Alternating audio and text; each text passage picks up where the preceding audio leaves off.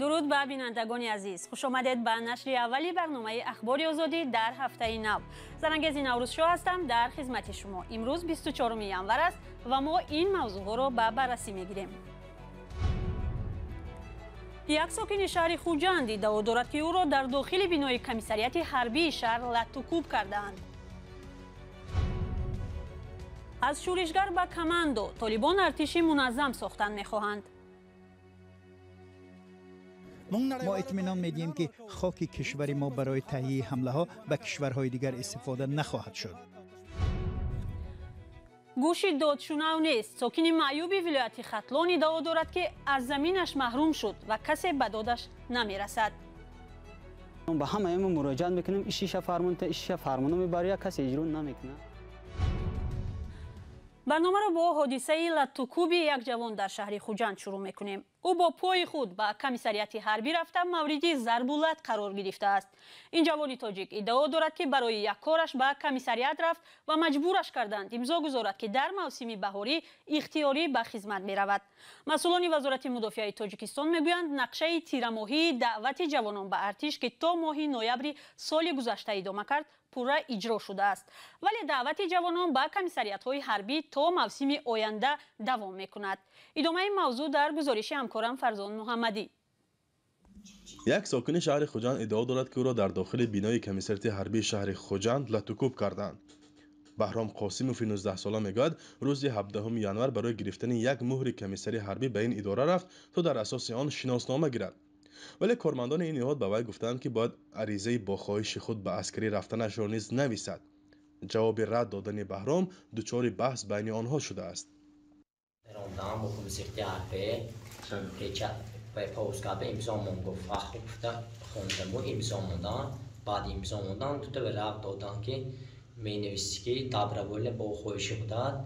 خدمت به میرم گفته بود من نمی‌نویسم با خواهش خودم نمیشد عریضه نویس که من دست میکشم گفته خدمت نویس من دست نمیکشم من میپرسم با اپریل به 1 اپریل به همچون دعوت کردم میبیام خودم. ادامه بحث بهرام قاسموف با کارمندان کمیسریات حربی با زنازنی انجام یافته است. به نقل جوان پیوندانش او را به تشخیصگاه برده و بعداً وی در بیمارخانه شهری بستری گردیده است. پزشکان گفتند که در پی لط و کوب جوان به لرزش مینه سر و ورم گلو گرفتار شده است. ولی در کمیسریات حربی شهر خوجند دچار بدرفتاری یا لط و کوب شدن بهرام قاسموف را رد کردند. یک کارمند بلند مقام این نهاد در صحبت تلفنی با رادیو آزادی گفت که این جوان در رویخط دعوت شوندگان قرار دارد و با آن مناسبت بد صورت نگرفته است. خود بهرام و مادرش میگویند هیچگاه از خدمت حربی نیتی سرکشی نداشتند. در دعوت تیرماهی سال 2021 فرزندش بیمار بود و برای همین نتوانست به خدمت حربی رود. من دورنی مو военкомат زدن уже من делегацион شدم که ولی دورنی военкомат به خزانوزنی باشد چستای دور به уже وای میشدی چشم خودم که دستی خودم که دی فرزندم بوده کالتا خورنده من بالnice بوب کردم. شهادتنامه رانندگی داده میشود. دعوت به صف ارتش در تاجیکستان در بهار و تیر ماه صورت میگیرد. به گفته ساکنان طریق زور یا سرباز شکار به ارتش بردن جوانان نیز جای دارد. موضوع جلب جوانان به ارتش در تاجیکستان سالها باز داغ میماند. شرایط نامناسب، بدرفتاری با سربازان، مهتر سالاری یا ددفشینه و مرگ یا معیوب شدن جوانان در قسم‌های حربی از سبب‌های اصلی سرکشی جوانان از خدمت در ارتش تاجیکستان گفته می شود. فرزان محمدی، رادیو آزادی، شهر خوجند. گزارش فرزان محمدی را تماشا کردید. ضمناً به گفته همکاری ما جوانی لط و کوب شده از بیمارستان رخصت شده است. یک هیئت طالبان و دیپلمات‌های غربی امروز در نروژ درباره بحران بشری و حقوق انسان در افغانستان گفتگو می‌کنند. مذاکرات پس درهای بسته میان 15 عضو طالبان و نمایندگان ایالات متحده، فرانسه، آلمان، ایتالیا و نروژ برگزار می‌شود. در همین حال طالبان تلاش دارند که گروه‌های آشوبگر پراکنده را در زیر پرچم یک ارتش متحد جمع آورند. هدف تامین امنیت افغانستان است یا تهدید به همسایگان؟ گزارش شهلای گلخواجه در این باره است. ماهی روان طالبان اصلاح بده سوار ماشین های زیر پوش استحصال امریکا در کوچه های شهر خوست افغانستان گشت و یا پرد نظامی دایر نمودند. این یک نمونه خردی سلاح و مهمات و تکنیک است که طالبان در ماه آگوست سال گذشته هنگام فروپاشی حکومت رو به غرب افغانستان غنیمت گرفتند. اکنون با این سلاح و مهمات زمانوی طالبان می‌خواهند این گروه آشوبگر همچون ارتش منظم روی کار آیند. 12 ینور 150 طالبی سلاح بدست تعلیم 3 ماهه نظامی را ختم نموده به واحدهای تعیینات خاص یا خود کماندو نامنویس شد. حاضر ما پره آماده ایم وظیفه‌های آمیخته و دشوار را اجرا کرده هر گونه تهدید را زیر نظارت قرار دهیم. ما توسط عملیات گستاخانه دشمنان دینمان، وطنمان و مردم مسلمان را محو می‌کنیم. اما سوال این است که آیا طالبان خواهند توانست که این تجهیزات معاصر نظامی را مورد استفاده قرار دهند؟ تاکنون خلبان‌های طالبان فقط چرخبال‌های می-17 روسی را استفاده می‌برند. مشاوران نظامی امریکا کارمندان فنی زیادی را تربیت کردند و حالا شماری از آنها به طالبان پیوستند. بر علاوه طالبان می توانند از کشورهای اروپای شرقی برای چرخبال‌های می-17 قسم‌های احتیاطی دریافت کنند. از این رو فکر می کنم آنها استفاده این چرخبال‌های روسی را تا مدت ادامه می دهند. تشکیل ارتش منظم یکی از تلاش‌های اساسی طالبان برای کسب نفوذ بین‌المللی بوده است. فرمانده این گروه اسلامی تاکید می‌کند که تشکیل ارتش برای نظم و ثبات داخلی هم ضرور است. ما از تمام جوانان قوم و قبیله های افغانستان دعوت میکنیم که به ارتش پیوندند. بیاید همه افغانها را متحد و ارتش نیرومند و منظمی بنیاد کنیم که با تمام عالم سبقت کند.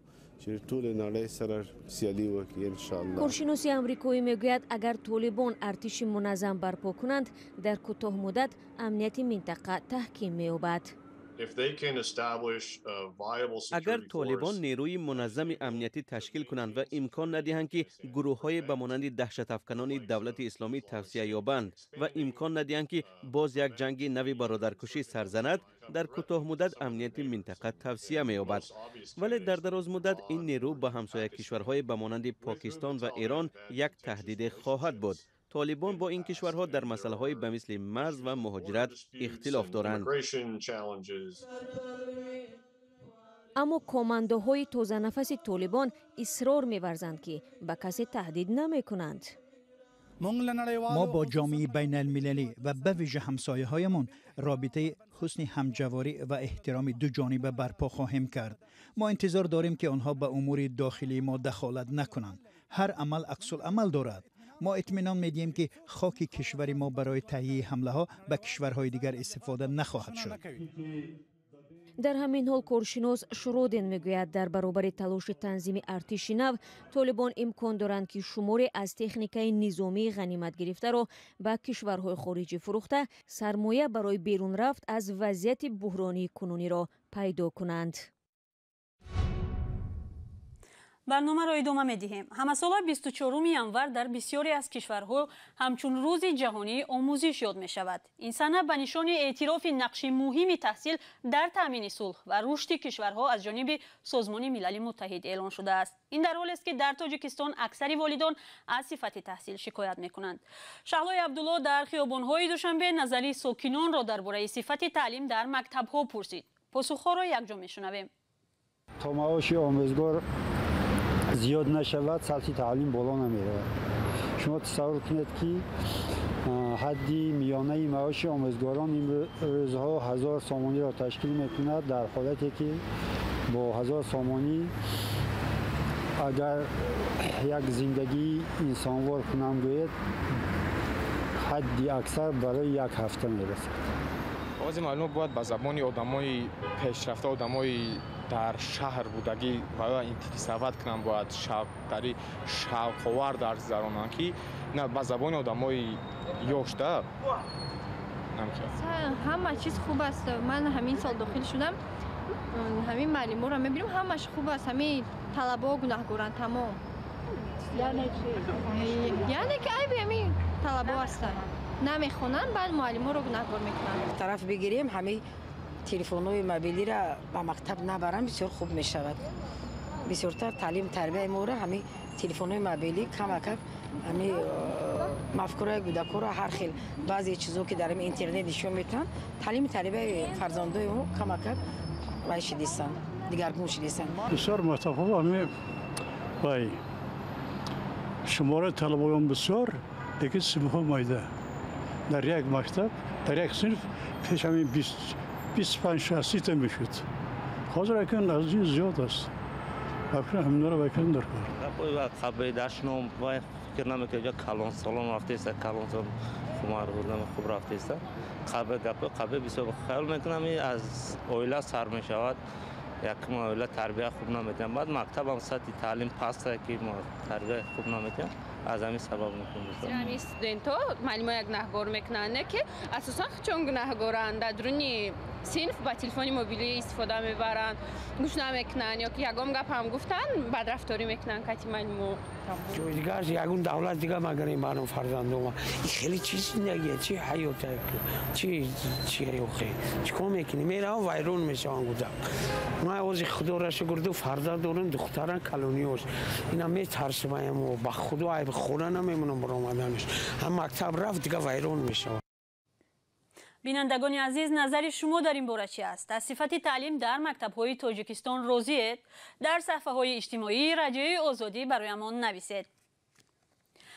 تلاش چند ساله یک ساکن ناحیه تیمورملیک برای بازپس گرفتن زمین کارمش بی نتیجه انجام یافته است. او با مکتوب‌های شکایتی به مقامات زیاد مراجعت کرده است اما میگوید به دادش کسی نمیرسد.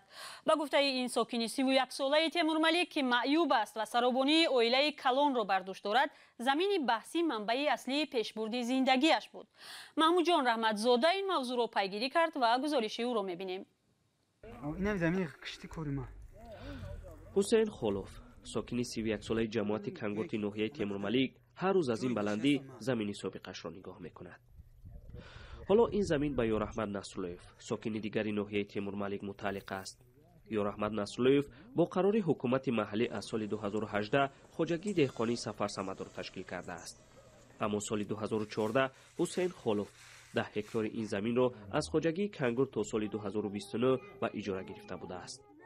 من همین زمین گرفتم گفتم که در همین زمین یا هندوق میکنم مرغ میکنم مثلا خس میبرم علف میبرم همین شرط زندگی ما گندم میکنم همین زمین ده همین شرط زندگی ما ساز کنم ده ما دیگه کاری وازی کردن نمیتونم.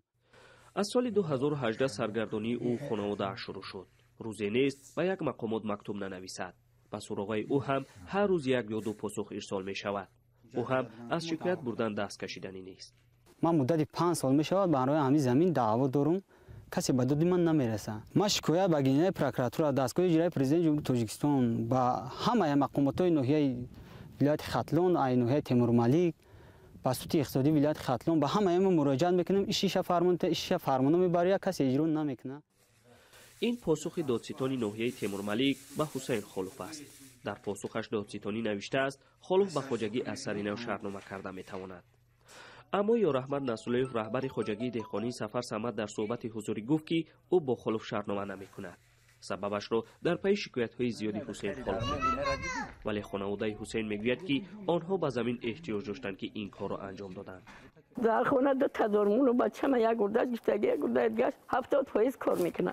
کار کردن نمیتونه. همین زمین بنا همون گرفته بود که همجا برام یا زندگی ما برام یا رزق روزی من برای مورم خیلی کردن زمین ما پیش کردن ندادن عقلا نپرسیدن ما که همین زمین ما دست تو بگیریم یا نگیریم. حسین خولوف سال 2011 یک گرده‌اش را از دست می‌دهد. حالا معیوبی گروهی دوم است. محمود جان رحمتزاده، آزادی، کنگور. ورزشکاران تاجیک در بازی‌های 24 زمستانه المپی در پکین اشتراک نمی‌کنند. مقامات گفتند که آنها نتوانستند معیارهای المپی را برای دریافت راهخط به المپیاد سال 2022 اجرا کنند. این مطلب آخری برنامه امروز بود. خبر و گزارش‌های دیگر را می‌توانید در سامانه رادیوی آزادی با نشانی www.azadi.org پیدا و تماشا و مطالعه کنید. برای دیدن گزارش‌های ویدیویی به صفحه آزادی ویدیو در یوتیوب سر بزنید. برایتان هفته با برار و روز و روزگاری خوش می‌خواهیم. خدا نگهدار.